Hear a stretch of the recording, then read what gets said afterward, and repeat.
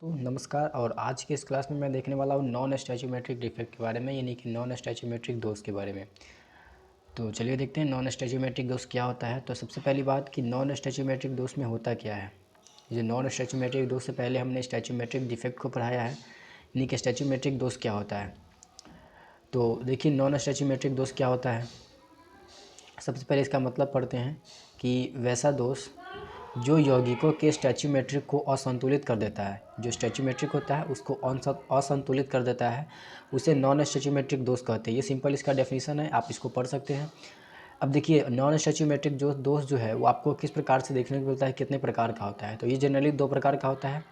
एक होता है धातु अधिक के दोष और दूसरा होता है धातु न्यूनता दोष। आप देख सकते हैं धातु अधिक के दोष में धातु बढ़ जाएगा, इसका मतलब क्या, ये स्टैचोमेट्रिक को अनबैलेंस कर देगा। ठीक है, यहाँ पे डेफिनेशन पढ़ना है कि असंतुलित कर देता है, स्टैचोमेट्रिक को असंतुलित कर देता है। क्योंकि यहाँ पे धातु की अधिकता हो जाएगा, धातु बढ़ जाएगा, तो धातु के बढ़ने से उसके स्टैचोमेट्रिक में दोष आ जाता है। ठीक है, उसी प्रकार से धातु न्यूनता यानी कि धातु में कमी।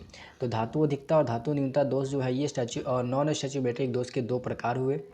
अब आगे जानते हैं कि धातु अधिकता दोष जो है यानी कि धातु अधिक के दोष जो है वो कितने प्रकार का होता है। तो धातु अधिक के दोष जो है वो दो प्रकार का होता है। एक, आपको ऋणायन की कमी के कारण आपको धातु अधिक के दोष देखने को मिलेगा, यानी कि एक क्रिस्टल में धातु अधिकता जो होता है वो एक पहला ऋणायन की कमी के कारण होता है, और जो दूसरा है आपका वो है आपका अधिक धनायन के कारण। ठीक है, यानी कि किसी क्रिस्टल में या तो ऋणायन की कमी की वजह से धातु की अधिकता हो सकती है या अधिक धनायन के कारण। ठीक है, तो ये दो प्रकार रहा इसका। तो इस प्रकार से ये दो प्रकार से आपको धातु की अधिकता जो है वो किसी क्रिस्टल में देखने को मिलती है। ठीक है, तो चलिए आगे बढ़ते हैं और हम लोग अगले टॉपिक को सबसे पहले देखते हैं धातु अधिक के दोष के बारे में, यानी कि धातु अधिक के दोष क्या होता है।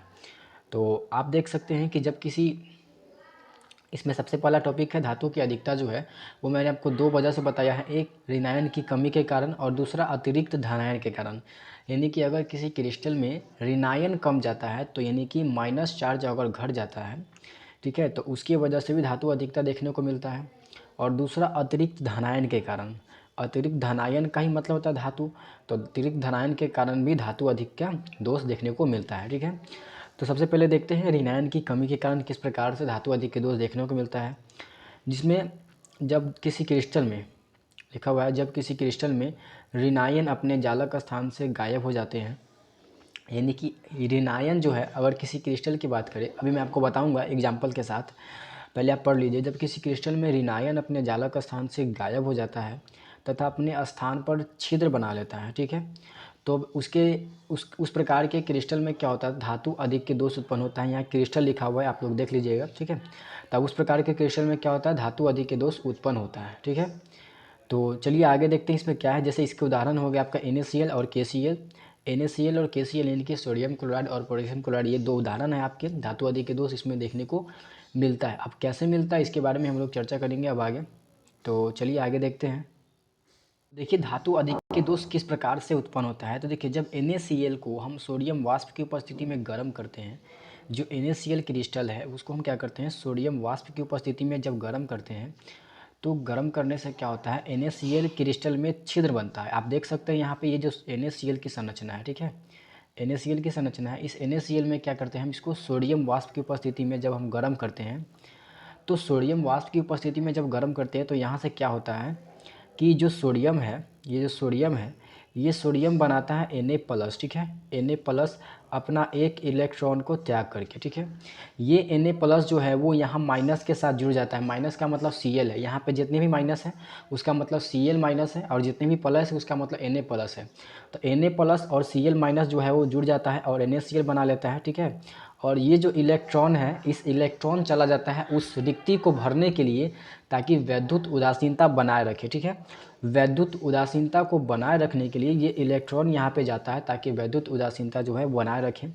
इस प्रकार से इस छिद्र को बोला जाता है, यहाँ पे जो अतिरिक्त इलेक्ट्रॉन आता है बाहर से, इसको एप सेंटर के नाम से जाना जाता है। और इस प्रकार से आपको देख सकते हैं कि यहाँ पे धनायन जो है वो बढ़ गया है, अतिरिक्त धनायन हो गया है, चूँकि Cl- हट गया है। जैसे ही Cl- हटा तो एक माइनस हट गया, इसकी वजह से क्या हुआ, भले ही इलेक्ट्रॉन आकर के उसकी विद्युत उदासीनता को बनाए हुए हैं, लेकिन फिर भी यहाँ पे अगर देखा जाए तो अतिरिक्त धनायन हो गया है, धनायन ज़्यादा हो गया है।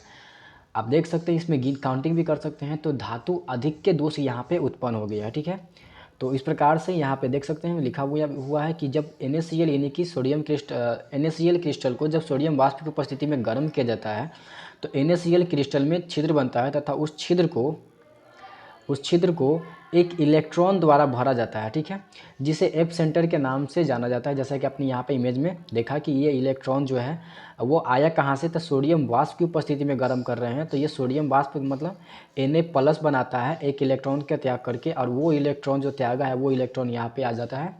और क्यों आता है, क्योंकि यहाँ से माइनस हटता है, माइनस जैसे ही हटता है यहाँ से देख सकते हैं, यहाँ से माइनस हट गया है। अगर आप देखें यहाँ पे माइनस होना चाहिए था, लेकिन माइनस क्या हो गया, हट गया है, और उस माइनस के जगह पे क्या आ गया है, एक इलेक्ट्रॉन, अतिरिक्त इलेक्ट्रॉन आ गया है, जिसे एप सेंटर के नाम से, यहाँ पे एप सेंटर के नाम से जाना जाता है। और जहाँ कहीं भी एक एक्स्ट्रा इलेक्ट्रॉन आता है, वहाँ पे जहाँ कहीं भी मुक्त इलेक्ट्रॉन, इसको मुक्त इलेक्ट्रॉन बोला जाता है। ठीक है, और जहाँ कहीं भी मुक्त इलेक्ट्रॉन आता है वहाँ पे दो चीज़ें देखने को मिलती है। पहली चीज़, वहाँ पे धारा का प्रवाह होता है, करंट का प्रवाह होता है, और दूसरी चीज़ वहाँ पे वो उसको रंग प्रदान करता है। ठीक है, इसीलिए NaCl क्रिस्टल में क्या हो जाता है, सोडियम धातु की अधिकता के कारण, याद रखिएगा, NaCl क्रिस्टल में सोडियम धातु की अधिकता के कारण उसका रंग जो होता है, यानी कि नमक का जो रंग होता है वो पीला नज़र आता है। ठीक है, आपसे एग्जाम में सवाल भी पूछा जा सकता है कि NaCl क्रिस्टल यानी कि साधारण नमक का जो रंग है वो कभी पीला पीला नज़र आता है, क्यों? तो आपको बताना पड़ेगा। ये सारी चीज़ें जो है आपको नीचे डिस्क्रिप्शन में ग्रुप मिलेगा, वहाँ पे आप ज्वाइन करके आप इसको PDF जो है वो ले सकते हैं। ठीक है, तो चलिए आगे ये चीज़ लिखा भी हुआ है कि इसी कारण से ये जो अभी हमने बताया एप सेंटर के बारे में, और एक एक्स्ट्रा अतिरिक्त जो इलेक्ट्रॉन आया बाहर से, तो जिसकी वजह से एप सेंटर उत्पन्न हुआ, तो ये सब जो घटना हमने बताया, इसी के कारण क्या होता है, साधारण नमक का जो रंग है वो कभी कभी पीला होता है। ठीक है, इससे आपसे एग्जाम में सवाल भी पूछा जाता है। ठीक है, चलिए अब आगे बढ़ते हैं। तो चलिए अब हम लोग देखते हैं अतिरिक्त धनायन के कारण किस प्रकार से जो है वो आपको धातु अधिक के दोष देखने को मिलता है। तो सबसे पहले देखते हैं, जब एक क्रिस्टल में एक या इससे अधिक धनायन, जब किसी क्रिस्टल में एक या इससे अधिक धनायन जो है वो जालक के अंतरावकाशीय स्थान में आ जाता है, तो उस वैद्युत उदासीनता को बनाए रखने के लिए समान संख्या में इलेक्ट्रॉन भी जो होते हैं वो अंतरावकाशीय स्थान में प्रवेश करते हैं, और इसे ही अतिरिक्त धनायन के कारण धातु अधिक के दोष कहते हैं। आपको अगर समझ में आ गई अच्छी बात है, नहीं तो आपको मैं एग्जाम्पल से समझाऊंगा। ठीक है, और ये जो दोष है आपको जिंक ऑक्साइड में देखने को मिलता है। ठीक है, जिंक ऑक्साइड में आपको ये दोष जो है वो देखने को मिलता है। ठीक है, उम्मीद आपको समझ में आया होगा। चलिए अब एग्जाम्पल समझते हैं। देखिए दोस्तों, होता क्या है, जैसे ये जिंक ऑक्साइड है। ठीक है, ये क्या है, जिंक ऑक्साइड है।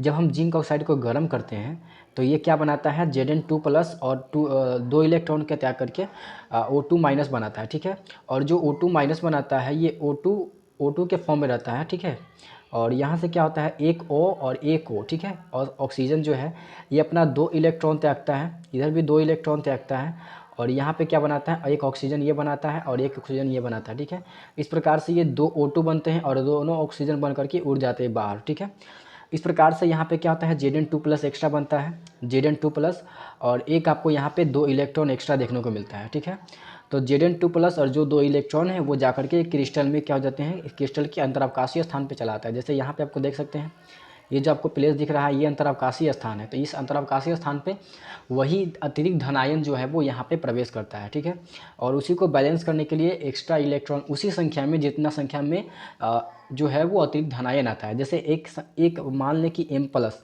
एक अतिरिक्त धनायन आया है, तो इसको बैलेंस करने के लिए एक एक्स्ट्रा इलेक्ट्रॉन जो है वो क्रिस्टल के अंतरावकाशीय स्थान में प्रवेश करता है। ठीक है, आप यहाँ पर देख सकते हैं कि यहाँ पे सारे के सारी सिस्टम एक अच्छे से चल रहा है, M+, X-, M+, X-, M+, X-, इस प्रकार से है। ठीक है, लेकिन यहाँ पे हुआ क्या है कि एक अंतरावकाशीय स्थान, यहाँ पे आपको जो दिख रहा है अंतरावकाशीय स्थान, यहाँ पे अतिरिक्त धनायन आ गया है, M+ एक्स्ट्रा जो है वो आपको +4 देखने को मिल रहा है, एक्स्ट्रा एक मेटल आपको देखने को मिल रहा है, अतिरिक्त धातु देखने को मिल रहा है। ठीक है, और इसी को बैलेंस करने के लिए ये एगो आया है, M+ मतलब एगो आया है, उसी को बैलेंस करने के लिए यहाँ पे एक इलेक्ट्रॉन भी आता है। ठीक है, इस प्रकार से अतिरिक्त धनायन के कारण आपको जो है वो क्रिस्टल में धातु अधिकता दोष देखने को मिलता है। और याद रखिएगा, ये जो धातु अधिकता दोष है अतिरिक्त धनायन के कारण ये जिंक ऑक्साइड में देखने को मिलता है। ठीक है, अब हम लोग उस डेफिनेशन को आप फिर से पढ़ लीजिएगा, आपको समझ में बिल्कुल आ जाएगा। चलिए हम लोग आगे बढ़ते हैं।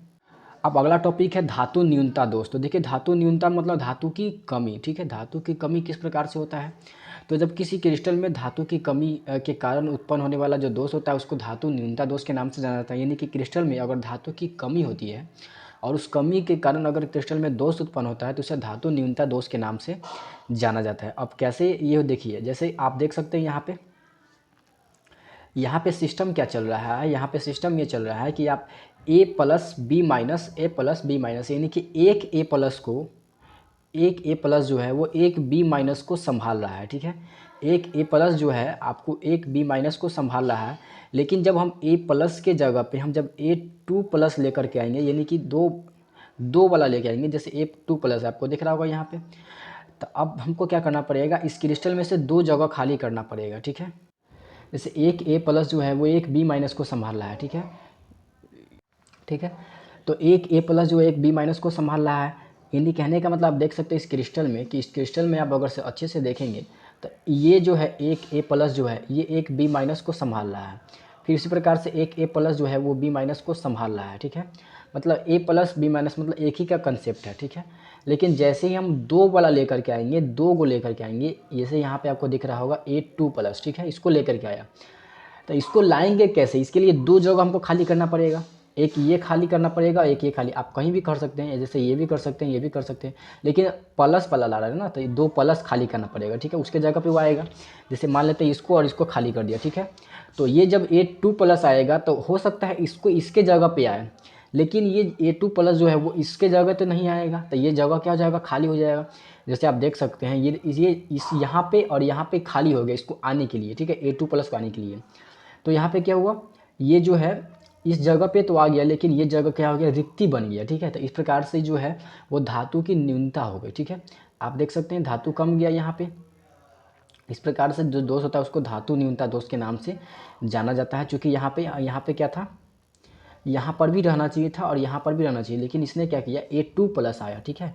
ए टू प्लस को आने के लिए यहाँ पे दो प्लस को हटाना पड़ेगा, ए प्लस और ए प्लस, ऐसे ऐसे जो दो होंगे दो को हटाना पड़ेगा।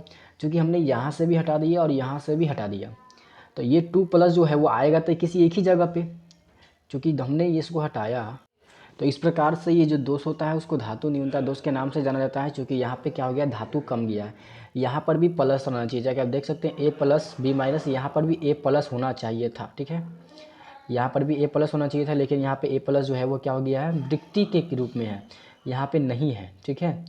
तो इस प्रकार से यहाँ जो दोष होता है उसको धातु न्यूनता दोष के नाम से जाना जाता है, क्योंकि धातु कम हो गया, ठीक है।